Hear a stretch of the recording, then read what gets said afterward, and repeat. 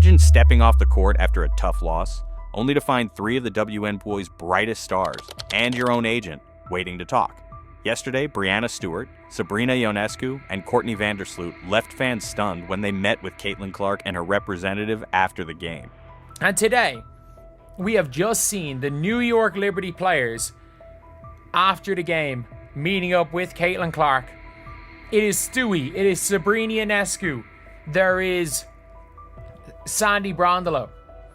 And by the way, Stewie is not leaving New York the rest of her career. That is one thing that I will be 99% sure of. That Stewie is not leaving. No friendly catch-up or casual selfie moment. This was a clear statement. The New York Liberty are mounting a full-court press to recruit Clark, even before her rookie deal expires. What does it mean when a marquee market franchise wheels out its superstar core and agent all at once? Stick around, because this could reshape the WNBA's balance of power. Less than 2 minutes after the final horn, television cameras cut to Breanna Stewart, Sabrina Ionescu, and Courtney Vandersloot lingering in the tunnel outside the Fever locker room. Instead of their usual post-game routine, high fives and media obligations, they converged around Caitlin Clark. Their faces serious as Clark's agent, Aaron Kahn, jotted notes on a tablet. I think there is a 50-50 chance Caitlin Clark leaves Indiana after her rookie season. There were no jovial pats on the back or routine strategy talks. Teammates and staff watched as Ionescu leaned forward, elbows on knees, listening intently, while Stewart crossed her arms in a classic game face stance. Vandersloot, the veteran floor general, nodded thoughtfully at each point, occasionally exchanging brief eye contact with the Liberty bench. Eyewitnesses report the group huddled for nearly 3 minutes, a duration far longer than any casual handshake. Multiple sources on site described focused discussion and subtle gestures toward future planning, rather than drawing up plays from that night's film. With Kahn seated between the Liberty stars and Clark, pen poised above his notes, the moment felt less like post-game camaraderie and more like the opening move in a recruitment strategy session. This wasn't solidarity in defeat. It was the Liberty's top leadership and Clark's own representation laying groundwork for what could be the WNBA's most consequential free agency negotiation. The Liberty aren't just another WNBA team. They're the league's flagship franchise, anchored in the nation's top media market. New York City delivers over 8 million potential TV households, dwarfing other markets and guaranteeing maximum exposure. Next season, the Liberty will move into a purpose-built training center featuring NBA-caliber weight rooms, analytics labs, and on-court video review suites, amenities few WNBA teams can match. Pair that infrastructure with Clark's game-changing vision, and you get a marketing juggernaut. Every matchup becomes primetime fodder. Imagine national broadcasts from Madison Square Garden, where past sellouts for marquee events top 18,000 fans. Picture global brand sponsorships, luxury automakers, major apparel lines, tech giants, all clamoring for courtside signage and digital integrations around Clark's image. In New York, sign must-see TV isn't a catchphrase, it's a business model. The Liberty see Clark as the keystone of a dynasty. Her on-court creativity fueling sold-out arenas, her off-court appeal driving international streaming subscriptions, and her global reach turning every Liberty game into a headline event from Fifth Avenue to Tokyo. This is why New York isn't just talking, they're mobilizing every resource to make Clark the face of basketball's next big era. Aaron Kahn's presence wasn't social, it was strategic. Clark's rookie deal locks her to Indiana through 2027, with restricted free agency rights that force any rival offer through a matching filter. By bringing Kahn into the Liberty huddle now, New York is effectively probing the league's next collective bargaining framework. Early reports suggest the upcoming CBA talks may relax anti-tampering rules and expand contract structures, potentially introducing equity shares or performance-based bonuses. In practical terms, Kahn uses these preliminary meetings to assess New York's salary cap outlook 5 years out, confirm ceilings for maximum salary contracts, and negotiate novel compensation elements, like win-share incentives or revenue participation clauses that could outpace standard scale. Each phrase he records, each number he confirms, feeds directly into the offer sheet he'll eventually submit. Indiana's front office will then evaluate those terms against their own budget and long-term valuation of Clark. This isn't casual contract talk. It's a high-stakes negotiation staged 3 seasons early.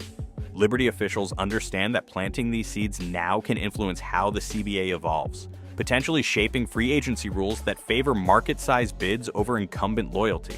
For Clark and her camp, it's a careful balance. Leverage New York's financial muscle without triggering league sanctions or burning bridges with her hometown franchise. In this game of CBA chess, every move and every off-record conversation could determine where Clark unloads her queen.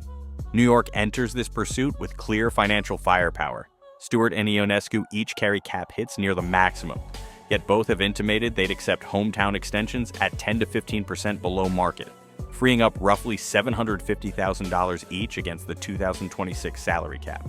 That creates room to offer Clark a projected 4-year, $2.4 million annual salary, well above Indiana's matching threshold.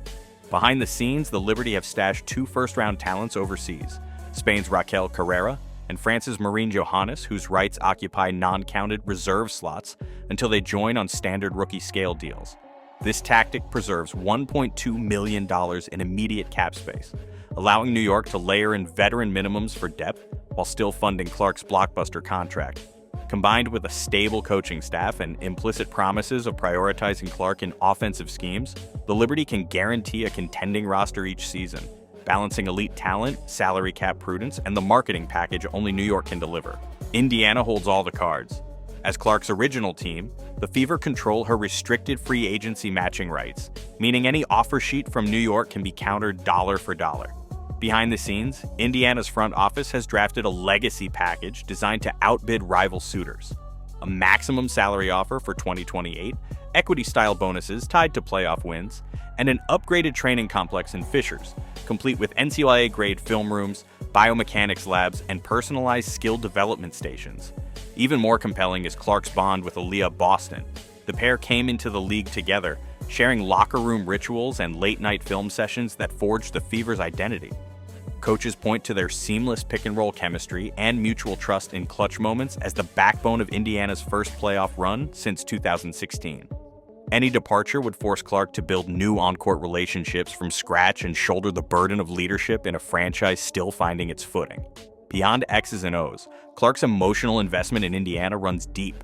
Grassroots clinics she hosts in suburban communities, her fan-driven mural in downtown Indianapolis, and her pledge to mentor local youth. That hometown loyalty could outweigh the bright lights of Broadway. In essence, the Fever's counterproposal isn't just financial, it's personal, cultural, and built on a foundation that only Indiana can offer. A Clark departure would send shockwaves far beyond Indianapolis. First, Indiana would be forced into a bidding war, likely escalating contract offers across the board and pushing the salary cap into unprecedented territory. To retain Clark, the Fever might have to offer contracts that force rival teams to reconsider their own cap structures, potentially leading to an across-the-board salary scale reset in the 2028 collective bargaining agreement. Meanwhile, other franchises would scramble to protect their emerging stars. Teams would begin preemptive relationship building with top draft prospects, using early-stage meetings and unofficial friendlies to skirt anti-tampering rules, a scenario eerily reminiscent of the Kyrie-Kevin recruitment drama in the NBA. The league office would likely tighten tampering enforcement and impose steeper penalties to preserve competitive balance. On the strategic front, a successful Clark move to New York could validate a shift toward a star-driven franchise model. Market size advantages would become paramount. Large market teams could leverage national TV deals, international partnerships, and premium sponsorships to outspend smaller markets for elite talent. The result could be a bifurcated WNBA landscape, where a handful of destination franchises attract and retain superstars, while mid-market and small-market teams refocus on developing role players and niche identities. Finally, media and broadcast partners would recalibrate their rights deals around superstar-led viewership. Networks might negotiate tiered rights fees, paying premiums for games featuring Clark or any comparable marquee talent, while standard rates apply elsewhere. In sum, Clark's market move wouldn't just rewrite one contract, it could redefine economic structures, competitive dynamics, and media valuation across the entire league. Caitlin Clark's next move could make or break the WNBA's emerging landscape. Will she stay in Indiana, building on the Fever's foundation with Aaliyah Boston? Or will she answer the Liberty's high-stakes pitch, stepping into New York's spotlight and global market?